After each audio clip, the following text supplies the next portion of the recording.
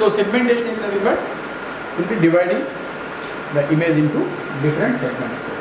Suppose if see same example, some tumor present in the brain. Okay. So what we are doing, we are taking only that part of the segment. That is image segment for the classes. That is image segmentation. Next, supervised classification. See here, suppose you have spectral images of brain tissues where some pixels are labeled as normal tissue and other as tumor tissue. A supervised classifier SVM, that is support vector machine, can be trained on this data to identify the spectral signatures associated with health and tumor tissues.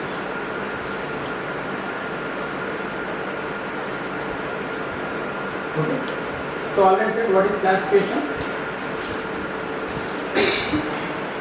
Dividing image into objects of one particular class and other of some other class. Supervised means some supervision is there to classify this. See here, supervised classifier is like SVM, that is support vector machine, can be trained on this data. What type of data? Images. For different images, it is trained in such a way that you have to classify what are the images, what are the tumors that are major and what are the tumors that are not major. So we have to differentiate. How it is differentiated? So these images are trained by are given to this machine SVM. It will differentiate what are the tumors are major and what are not. In that way, it is classifying of tumor images of different categories. That is supervised. It is already trained. When you give an image, it will give the classification whether it is whether tumor is dangerous or not. See here, suppose you have hyperspectral images of brain tissues where some pixels are labeled as normal tissue and other as tumor tissue. A supervised classifier like support vector machine can be trained on this data. Already it is trained for different data sets. Already that is trained for different data sets. And if it is, it can be trained on this data to identify the spectral signatures associated with healthy and tumor tissues. Once trained, the classifier can accurately classify new unlabeled pixels into these types. That is supervised classification. So this is supervised classification is classifying the images into different categories. Whether tissue is dangerous or not. Okay, normal tissue or tumor tissue. That is supervised. Next, unsupervised. So there is no supervision is there. There is no trained data set is there. Then classification of that image is nothing but unsupervised classification. See here, imagine you have hyperspectral data from agriculture field. Using unsupervised clustering algorithms like K-means, you can identify groups of pixels with similar characteristics.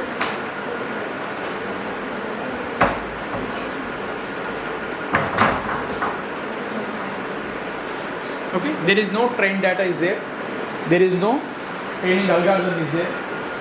Simply by seeing the images, we are classifying. That is unsupervised classification. When there is trained data is there, when the machine is trained with the random data, or when machine is there with is trained with different data sets, simply then classification, what type of classification is carried out, that is nothing but supervised classification. So unsupervised classification, there is no supervisor based on the observation of the image, how it is classified, that is unsupervised classification.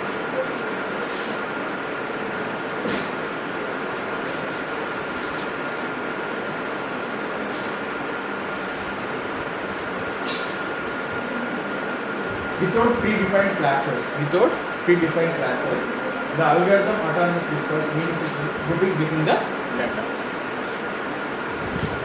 So without predefined classes.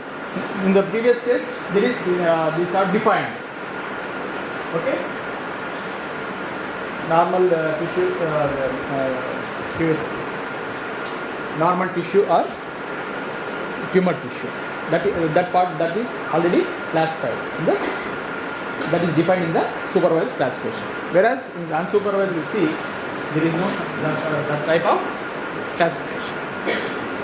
Next, segmentation. What is segmentation? Dividing an image into different segments of our interaction.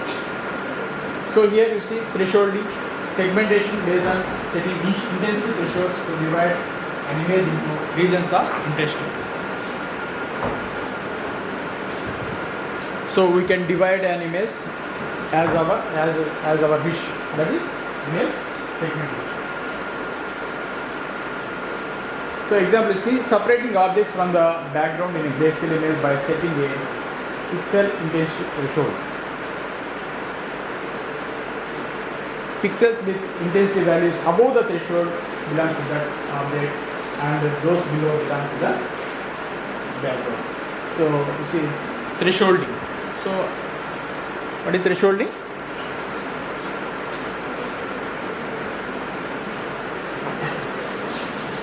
Thresholding, we are separating objects which falls above the threshold or below the threshold. Okay, pixels with intensity values above the threshold belongs to one object and below to the background is nothing but another object. Region growing, what is this one? Segmentation method where seed points are used on neighboring pixels and similar properties are added to the region. So example you see here, segmenting a homogeneous region in a medical image by selecting a seed point and iteratively adding neighboring pixels. So that is when you use the pixels of similar, it is nothing but you are improving the region. That is region growing.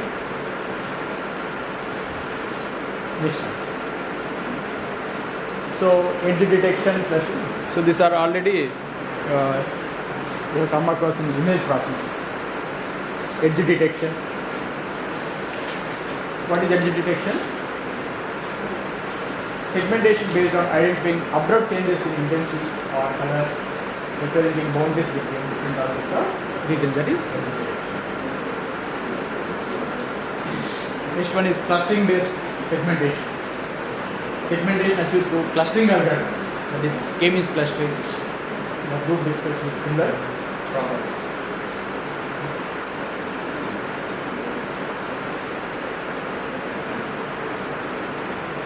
Okay. So, what is classification and segmentation?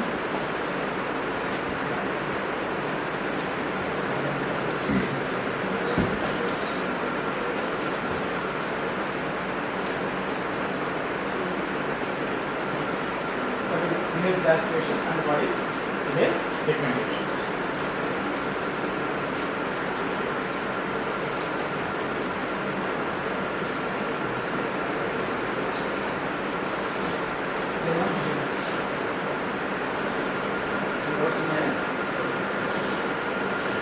Classification, segmentation.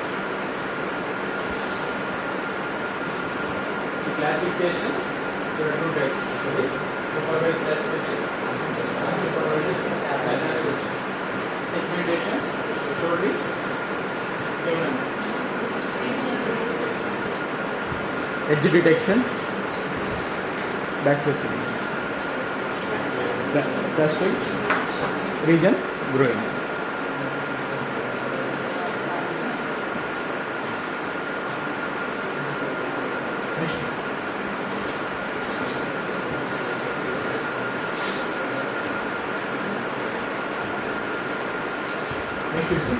This is detection. So what is this? See here. Identification of abnormalities, that is employ hyperspectral data to detect anomalies or abnormalities with biological issues. Quantitative disease markers. Extract quantitative markers indicative of specific diseases or conditions. Next.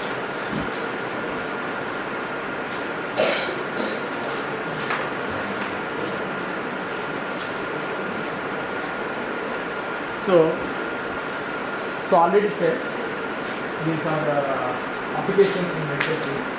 So one is detect tumor in the brain or disease. So how it is detected? First one is, you see, employ hyperspectral data. After getting hyperspectral images from the hyperspectral image processing system, we are detecting the abnormalities. That is, so after getting one, we are classifying whether it is bad tumor or good tumor, whatever may be that, we are differentiating. And again, extracting quantitative markers indicating of specific diseases or conditions. Based on that analysis, we are telling what type of disease by analyzing the images.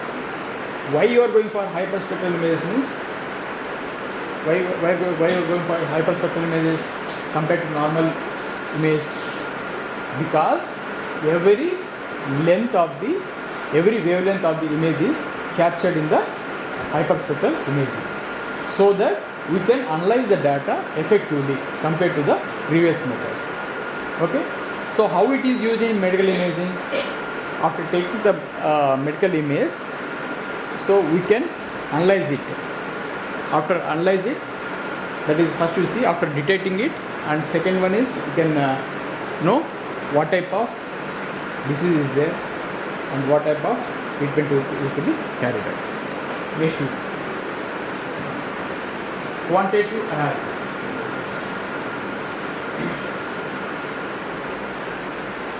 So use chemometric methods to quantify concentration of biochemical constituent issues, and spectral unmixing, that is decompose of mixed spectral signals to identify and quantify individual marker.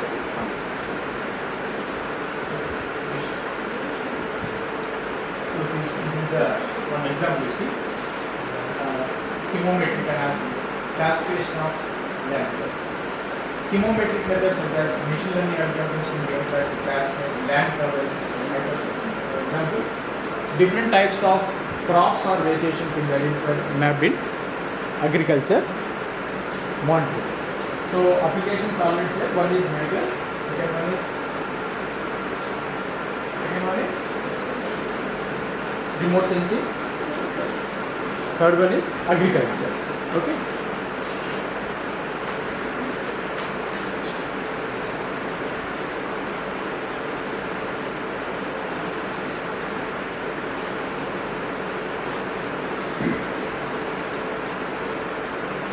So how it is used in agriculture is that you see here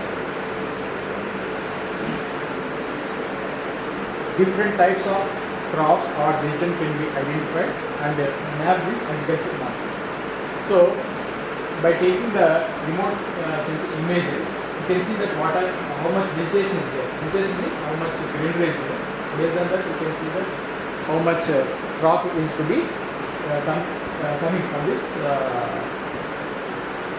year or like that. Okay, so we can analyze the data. We can analyze the data from this hyperspectral images. Okay. So if rainfall is not there, so the vegetation will not be appearing in the images. So like that, you can know how much of crop is going to come like that. Okay. Next one. Detection of environmental contaminants. So you see it is chemometric analysis to detect and map environmental contaminants such as pollutants in water bodies.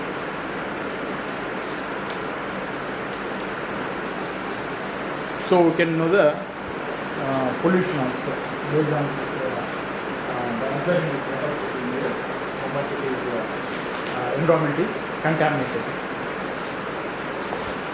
Next.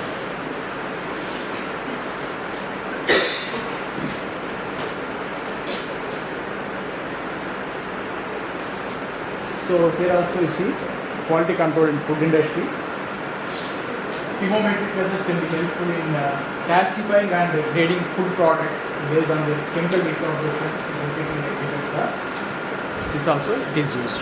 Hyperspectral imaging in food industry.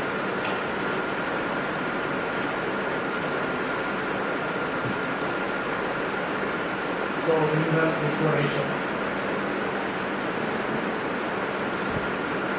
So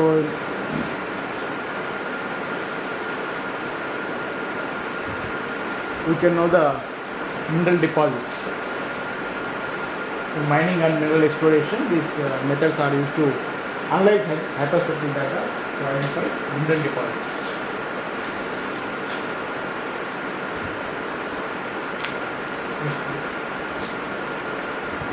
So, drug discovery.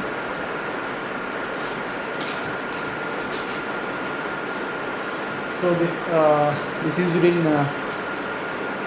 pharmaceuticals. Pharmaceutical hyperspectral imaging to identify and characterize the pharmaceutical ingredients.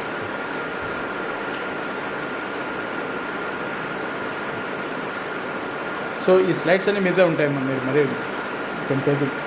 Okay. Take these slides for further improvement in the knowledge in hyperspectral imaging. Next.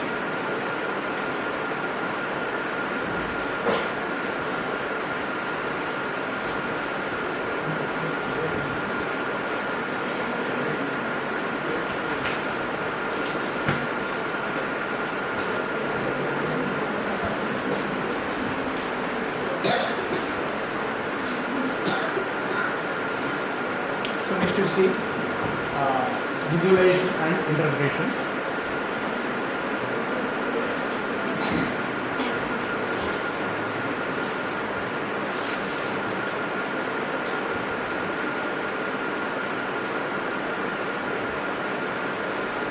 So I think all of you got inside of hyperspectral imaging. You know hyperspectral imaging. So this Sarmaji already have known hyperspectral imaging. Very nice. Okay. So finally friends, finally friends. So finally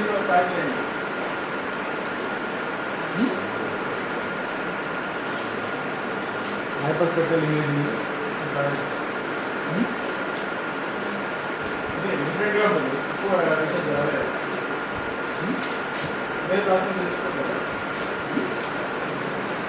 why hyperspectral images also are very available, data sets will be available. Okay. It is a new concept